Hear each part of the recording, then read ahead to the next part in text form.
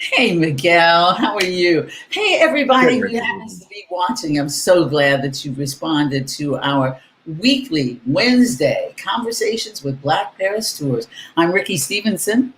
That's my senior scholar guide, Miguel Overton Guerra. He's in Paris. I'm in Oakland, California. Miguel, we got a lot to talk about today. A lot, a In lot. fact, I had great plans. We were going to be a little early. We meet you at a certain time, and we were going to come on early. And then we had the problem with the internet and the modem. And then by the time I got the modem on, we learned that there was a mass shooting in San Jose, which is about 40 miles south of Oakland, at the transportation. There's a light rail system, and they have a transportation yard.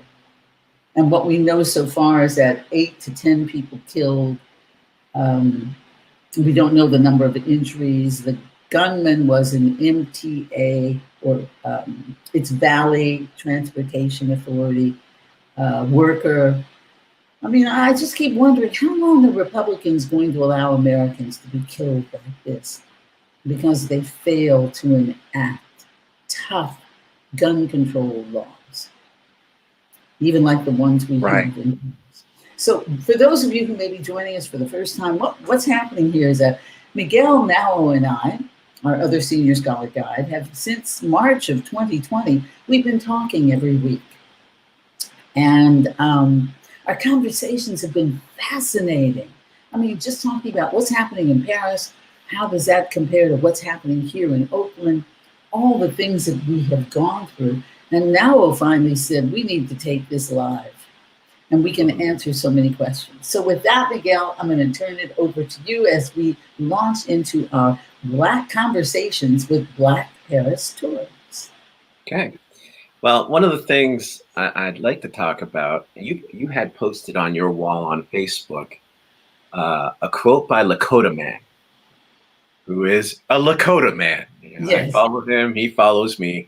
Tell And people what that is for well, Lakota men. Lakota, he's Lakota Native American, and he speaks a lot on Twitter and educates people on the Lakota culture and the Lakota suffering. Okay, so let me just tell you a little bit about the French. I once remember I was a travel reporter, and I was given an assignment in St. Paul. We were in that area in Right. Minneapolis, and interviewed a traditional Lakota chief of the whole tribe. Right. And we were on a mountaintop, and he said, and I told him that my family, we're Seminole, that just means the African Indians. Hmm. And he said, "Oh, daughter, don't ever use the word Sioux, because that's what most of us have learned to call the Lakota." And he said, Sioux is a word that the French coined, and it Hmm. meant snake in the grass. It Right. was a Right. nasty word for the traditional Lakota Indians. Right. Thank you, Miguel. Right. And the quote that you had at his post was, "We're giving $3 billion to Israel each year, but meanwhile the Navajo, they don't have running water," or something to that effect. And he also went on to go about Pine Ridge. If you know about Pine Ridge, if people, Europeans, because I saw that you had an exchange with a friend of yours who's European, if Europeans saw the conditions that Yes. Native Americans live in, they would hang their heads in shame that they even have any relation to the people across the board. And it's interesting that most people reacted to the idea of Israel, but didn't react to who was doing the giving. It has nothing to do with Israel. It has to do with the giver. Mhm. They give this, they give that. But running water on the Native American reservations is abysmal. They have a crisis of this. So it was almost like a Rorschach test that people who came to defend or say something about Israel would not say, hey, wait a second, they need something. And not to mention all the treaties that were broken. Okay. You know, Yes. and it's his tweet, if you look at it from just as us as Americans or as people, is one thing. But when you look at it from a Native American perspective, he's saying, hey, you still lying to us. You still leaving us out in the cold. And it's interesting that most people have to be told that. And I've had some exchanges over this, you know. So, and he's great. I mean, Lakota Man talks about settler mindset, the settler mindset and all that. So, yeah, I found it very interesting because I've shared his and I had some reactions to that. I think this was the first time maybe it was the first time I'd interacted with him, but I've locked him in now. But if we are on their land. Remember, right. We came and took over. It's like, oh, we discovered you. Wait a minute, we've been here. Yeah, right. And so not only did we discover you, we're going to kill you and move you away from your traditional lands. Every so often, we post on Black Bears Tours, we post the map of what we call North America that shows where the Native American tribes were. Right. They were all over this country, mm-hmm. all over this country. And they had to be massacred. Millions of them were massacred. And then along with their buffalo. So remember when we used to have the cowboy movies, and I don't know if you guys are that old, but when I was a little girl, they had the cowboy movies. I'd be cheering for the Indians. Mm-hmm. Mm-hmm. My parents taught us to cheer for the Indians. Right. The conditions that they live under, except for a few tribes, are so horrible. You would not believe that it's in these United States. And it's just not the United States. When I was a kid, I had a friend who was Mohawk, and I was 11. He took me to go see the Mohawk Reservation. And, you know, beautiful place, but they were also sidelined. And this was in Canada. So it's everywhere that the indigenous people have been sidelined. And it's interesting that, you know, just sort of how people reacted to that tweet showed how, whether they understood the history of the Native Americans or were completely clueless because they came to defend Israel. Now, in terms of Israel, there's a lot of Black history. Absolutely. And people don't understand, and they've been given this, and this, I have to say, there's a lot of talk about anti-Semitism, but the greatest anti-Semite has been the media. The media has presented Judaism as being one phenotype. Jews are Nigerian, they're Ethiopian, they're Asian. They began as Ethiopians. And Sudanese, exactly. When you read the Bible, you read that Nimrod comes from Cush and comes from deep into Africa. And there is this disconnect, a purposeful white supremacist disconnect between what Africa is and the supposed Middle East, which was a term before it was the Levant. It's a new term. It was something they made up. They made Middle East up. I think it was World War I or World War II. They made it was around there. Yeah, Churchill.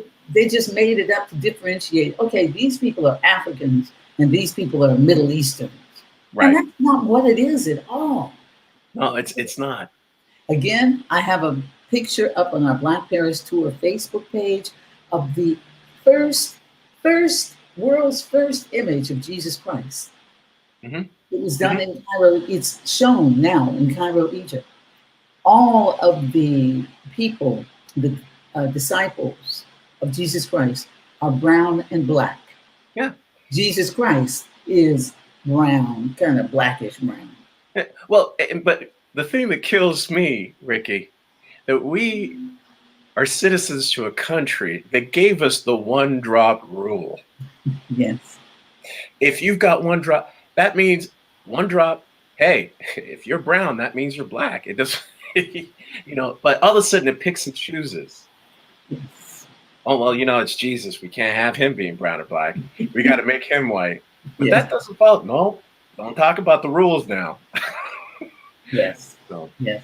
Oh, and with regard to, I remember I lived in New York and this is years ago, and PBS, Public Broadcasting Station Service, whatever, they were doing a story on Israel and the original Jews. And they went to Ethiopia, and they had this whole segment on how the Ethiopians knew all of their traditions, knew all of their words, knew all of their culture as Jews. Yeah. And they were like, how did this happen? Somebody said, because they were the first Jews. They were the first ones. They were the ones who gave you this religion. Right. So I keep having to remind myself, we are the first people on this planet. Yeah. We, African people. And things, we can't figure out quite how things spread out. But I mean, I saw your response, Miguel. And Yeah. remember, we as African people are the first people on this planet. Right. It Everyone else is a all very came from us. And I have to think in terms of it's only insecure people who have to make war. hmm It's only the insecure. I've got to protect. I've got to protect. And Africans are like, come on down. We're right. going to share this. We're going to share what we have. Right. So, and then I'm going to let you go back, Miguel.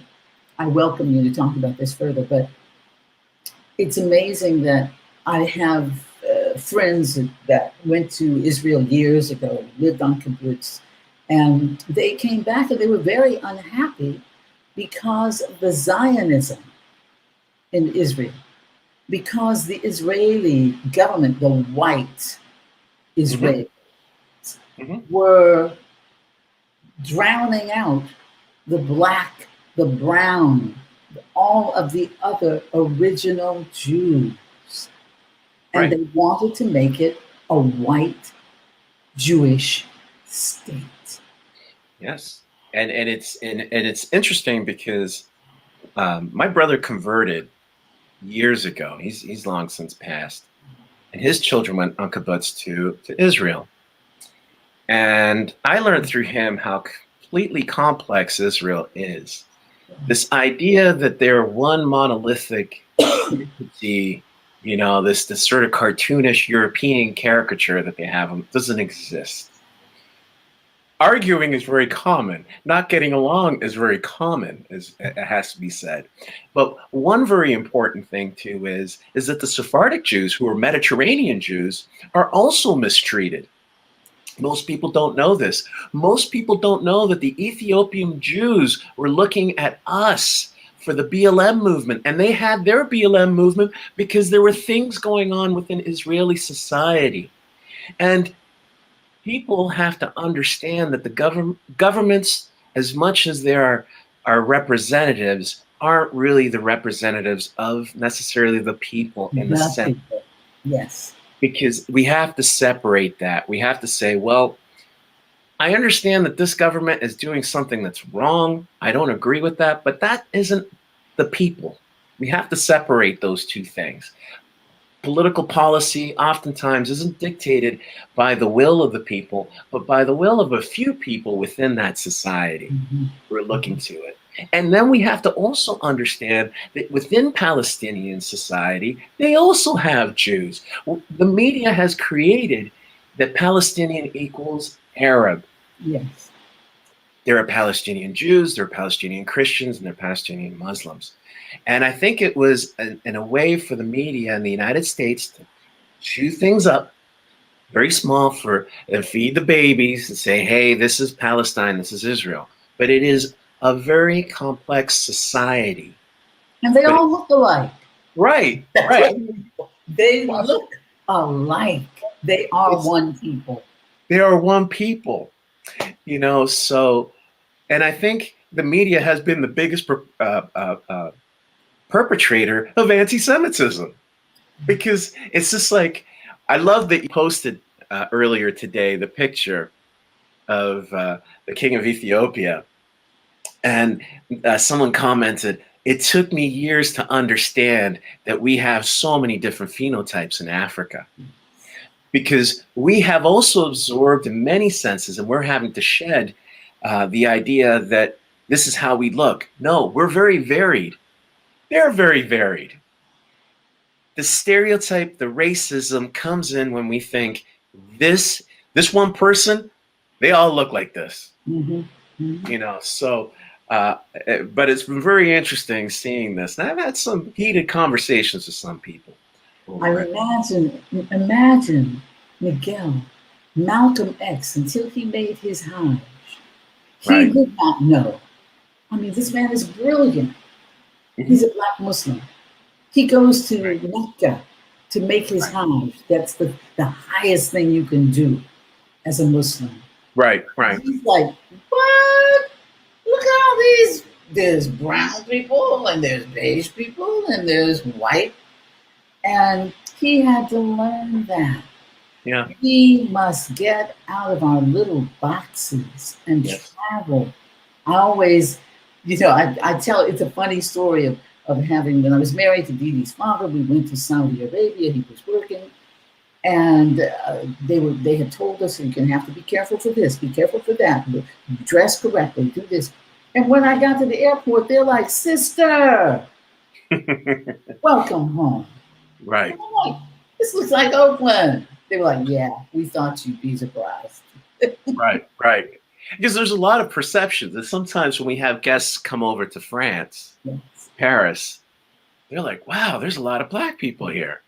And then I get to thinking, and again, I put it at the door of the media, particularly Hollywood, because Hollywood has presented us this idea of the French person or French woman with the bob cut, the striped shirt, the baguette, the cigarette, and the beret. But when you get here, it's a multicultural place, and you're right. We have to get out and travel, because travel starts to break a lot of these weird little stereotypes that we're fed. And I can tell you, when I was reading Malcolm X's biography by Alex Haley, I was like, oh no, brother, no. And then the next page is like, oh, you finally got it. Thank you. Right. Yeah. But as you're reading it, you're like, man, you're so brilliant. No, don't fall for, oh. And then you're like, wow. No. Right. So. Well, when I'm told about, I mean, it is a major thing now, but we're under different circumstances. But I've always had an affinity for Japanese, Vietnamese, especially people from Laos. And it began as a child, because where I grew up, my dad was in the Navy, and where I grew up, there were a lot of Asians, Filipinos, and they had been dogged by the Spanish when the Spanish invaded the Philippines. Oh, yeah. They found great commonality with Black Americans. Or the Japanese that I grew up with, and their parents had been in the concentration camps, and they were downright revolutionaries. Right. We're gonna blow this mother up. My parents got a check. They got reparations, but look at what they stole. Look at what this government stole from us during World War II. Right. They stole our land. They stole who we are. They stole everything. So, I wasn't surprised. We went to Hong Kong, and we went up to the top of Victoria Peak, and then decided to walk down part way. And as we went, the Chinese were like, oh, some Black Americans, come on over, sit down. We want to talk to you. We want to know what life is like for you. We're going to tell. So I was never tripping. In fact, it wasn't until I came to California, and it's been in the last few years, that I'm like, what's wrong with these Asian people? That they're treating me strangely, not like an ally, a comrade, but like someone they need to watch. And I've had conversations with shop owners about this. I'm like, what's up? We used to have really good interaction. Why are you doing this? And what was their answer? Somewhere we're confused. We just got here. We got the loans, and they told us to do this. They told us not to like you, Black people. They told us that you were ignorant. And because they have gotten loans. They have gotten so much. I don't know. I don't know, but there have been various. I had one guy, it was hilarious. He was Vietnamese. He said, "Don't worry, the Chinese treat me the same way. They follow me around the store." Yeah, it goes back to there's if you're familiar with Asia, there's all these sort of, it's just like Europe or any place. There's all these sort of like, yeah, don't trust them, or I remember what you guys did to us and all this other stuff. So Yeah. they're not one unit. But conversely, when we first got to Paris in 1997, and I looked around and I was like, I miss my Asian people because I grew up with folks. And so friends took us to Chinatown. For those of you who have not been to Paris, we will encourage you to go into Chinatown. And it's really a sight to behold. It's huge. And they got all their traditional stuff. Nobody has told them we all need to assimilate. They're not doing that. They're like, we're gonna be who we be. And the funny thing is that I've met people who they were Cambodian, and they're like, we black too. I'm like, what?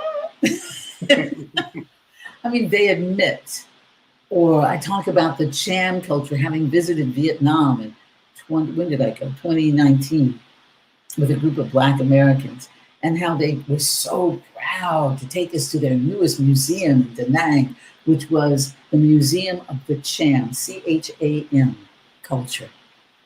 And it was all about Africa and India. And the people looked like African Indians, African East Indians. Well, you know about the Philippines has an indigenous group that's black. That's where they started.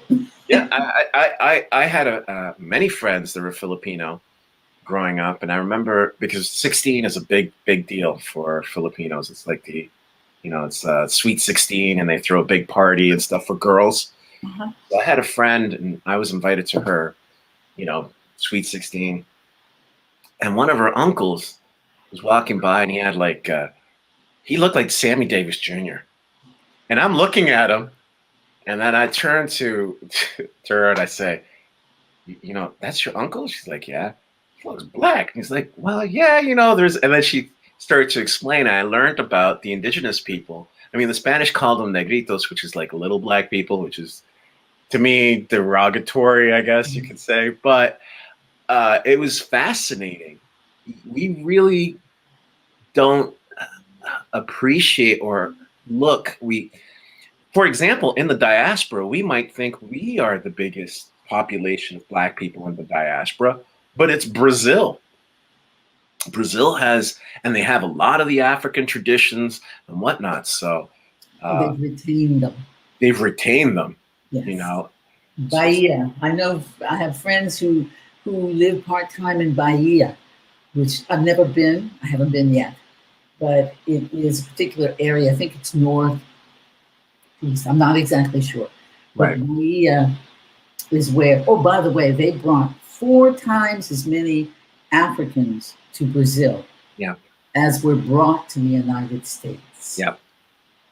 And a lot of it was because the Portuguese figured out after a while of trying to enslave the Native Americans there, the indigenous people, they couldn't get them to do anything because it was really hard to, I guess you could say, to control them because they were decentralized. So they said, forget it. And that's when they turned to places like Angola, and they would bring them in pairs, men and women, because their mindset was, we're going to produce even more once they get to Brazil. So it was very thought out and very, I guess you could say, sinister. Yeah. I was not aware of that they brought more, that they tried to bring couples, so man and woman, so they could actually have more kids, because they said that the expression was, and to the leave the Indians to the priests, because they just got to the point they were very similar. They were unruly. Well, it was like the Native Americans. They didn't have a centralized. They tried it with the Native Americans. It wasn't centralized. Whereas for the Spanish, it was easier at places like Mexico because you had the Aztecs. It was a very structured society. So once they were able to remove the head that didn't agree with them and put in a new person, they could govern through them. That's part of the reasoning.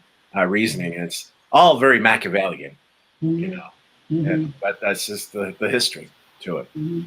So I know I touched on this. I haven't been able to watch any news. I don't know what's happening, but in San Jose, California, early this morning, there was a gunman who worked for the Valley Transportation Authority who went into a building, an administrative building, and killed 8 people and shot a number of other people. And I'm just like, how long will those of us in this country allow these Republicans to stand in the way of sane gun control? Why is it I have to have a driver's license and registration for my car? And my car doesn't kill as many people as a gun. Yeah. Right. Why? And now they're trying to make kids on these e-bikes, the e-scooters, they're trying to have them register. And you have to have your if you have a motorcycle, that has to be registered. Why are we fighting with these people? I think my personal take on it, Ricki, is that ultimately the Republicans know if they were to clamp down on guns, that they would lose voters. They know that particularly the red states, people who are gun fanatics, are their base, and they know if they do that, they're going to have problems. Because for so long, going back to when they first implemented a lot of the slave militias, which was comprised of poor white people, they would get them, and after they finished their indentured servitude, they promised them guns and land. So this has been something that's very integrated into our cultural mindset. And it's going to be very tough to say, hey, you want a gun to be safe, okay, but you don't want to wear a mask.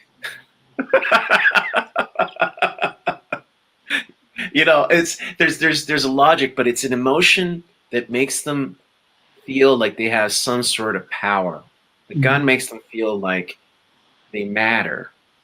And there's a strange idea amongst a lot of the militia groups that they can just overthrow the government, which is what we saw on the 6th. Yeah. And it's a very dangerous romance, because I don't think they've ever run up against the U.S. military. You know, the days of 1776 were gone a long time ago. The 20th century, with the plane and the explosives and weaponry that we have, the idea that your little pea shooter is going to stop this history's wrecking crew is insane. And there's a lot of insanity around it. But the Republicans feed on it, and they know their base. But that's my take. They've created that base. They've created, I heard, I have to find that again. I think I saved it. There was a white American woman who gave the best explanation for why this is happening.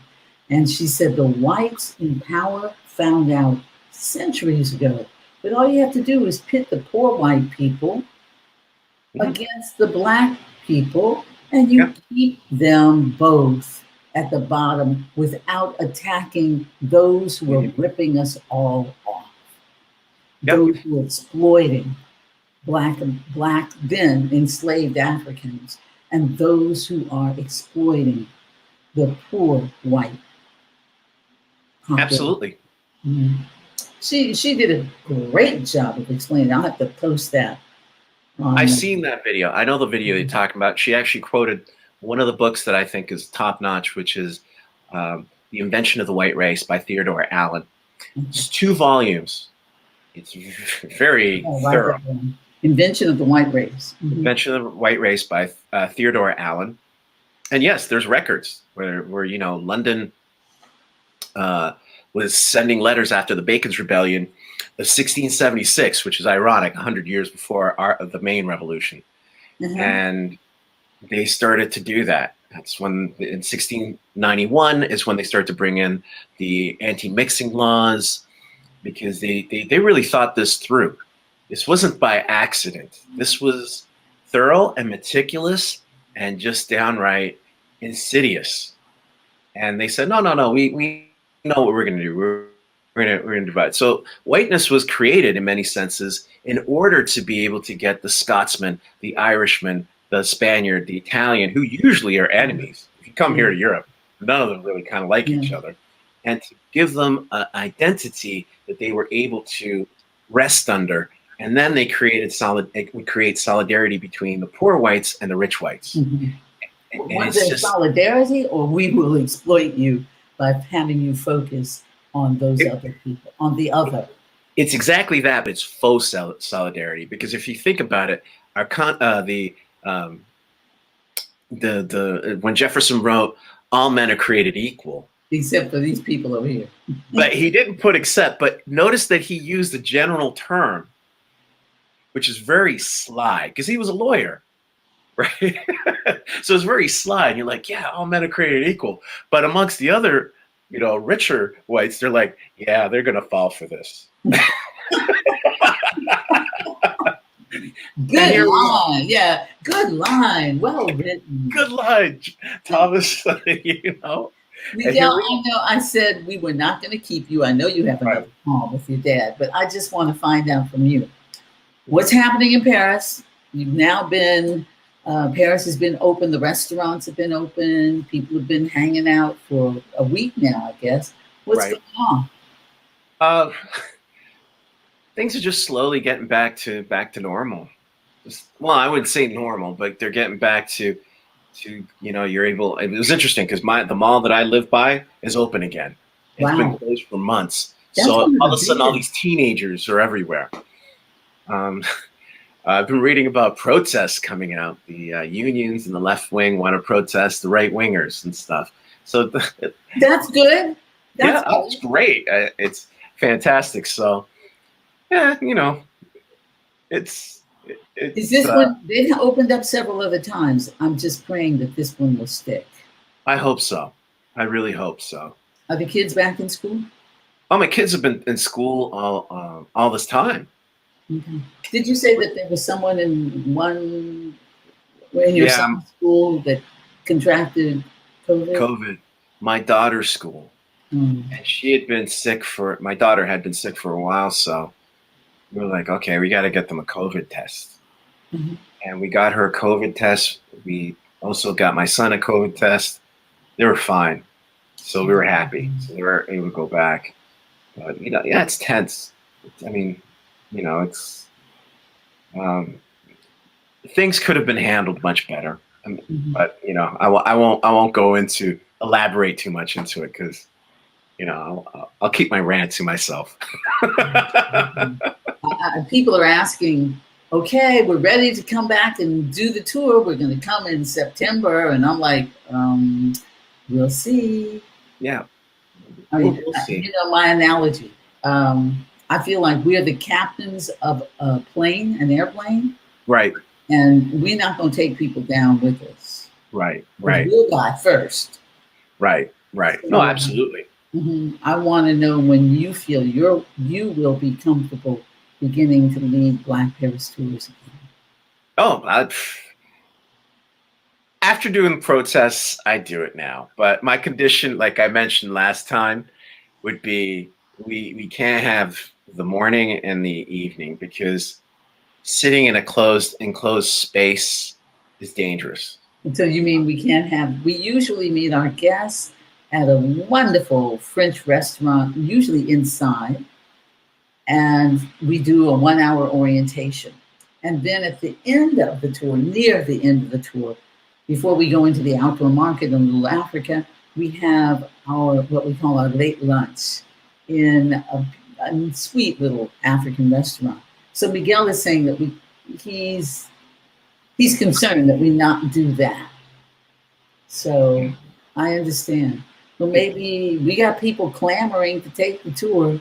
So with summer coming and it's going to be hot in July and August, At least we're out in the open. Yeah. You know, if there's open air, you know, it's better. Being inside, you know, the air usually gets recycled. That's I find is probably more dangerous for that. Even if you're vaccinated, you can still get it. I mean, the vaccination is to make sure that if you get it, it isn't as bad.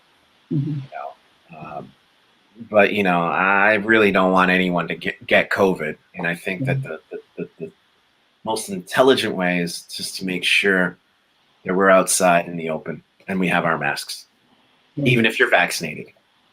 Yes. Awesome. We had a surprise guest for you. I don't know what happened. He didn't come on. Oh. Are you there? Surprise guest? Get on, please. Wait, we have to bring him on. Just wait 1 second. We're having. Okay. Yeah, we're gonna do it on the live real quick because we got 2 minutes, Miguel, before you have to add to stream. Okay. Hey, Nathan. How you doing, man? What's up, Miguel? How you doing, sir? Hey, good, man. How you doing? This is Nathan Jones, Professor Nathan Jones. Yeah, who has been with Black Bears Tours from the very beginning. Yeah, and Nathan has come and spent summers with us in San Francisco. Nathan, you got anything you want to say?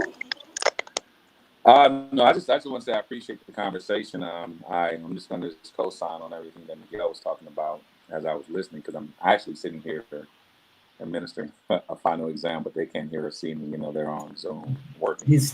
But no, I like the conversation that you had about people not knowing too much about who we are around the world in the diaspora, and traveling and not knowing that we come in all shapes, sizes, and colors, right?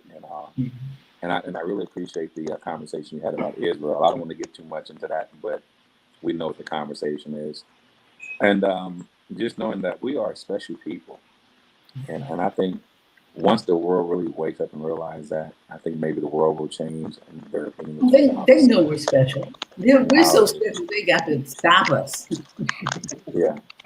And so I think we've always been the standard that people have been trying to chase, but they somehow have taken what we've created and invented or, you know, blessed the world with, and have taken it in different directions that doesn't really agree with our inner beings, you know. So, but I just appreciate the fact that Black Bears Tours tell people a lot of things about history that they don't know, in terms of the relationship between France and America and the Caribbean, South and Central America. So I think I really appreciate that. And also, Miguel, I appreciate your knowledge base as well as a historian. So thank you for adding, you know, also to the Black Bears Tour legacy and all the information that you bring. So we appreciate you for that. And I'm just humbled to be here. Nathan, we have to let him go. He's got to go talk to his dad. Miguel? Okay. You mean more to me than you can ever know. I just want to say one thing about what Nathan said. That there are things that don't communicate with our being. Let me tell you something. The things that are going on doesn't communicate with their being either. That's why they're unhappy. Okay? That's why they're unhappy. And they're making everyone else unhappy because they're not happy with themselves. There's a disconnect between mind and soul. That has to be reestablished for them. That's why they're out of sync and harmony with the natural system that we live within. It's what all the Native Americans, all of us have been trying to say. What are you doing? What are you thinking? You know. So I just want to say that before I go, because it's when you said that, I felt like I had to say that. You know, it's just not us. It's also them. Okay. All right. Well, I got to go. I got to stop my preaching. Thank you. It's great. Great to see you again, Nathan. Great to see you, Ricki. And I'll talk to you next week. Okay, you go. Thank you to everyone who's hung out with us today. We'll be back next Wednesday with another Conversations with Black Bears Tours. Au revoir. Merci beaucoup. À tout à l'heure. Nathan, thank you for being here with us. Dee Dee, thank you for making this possible.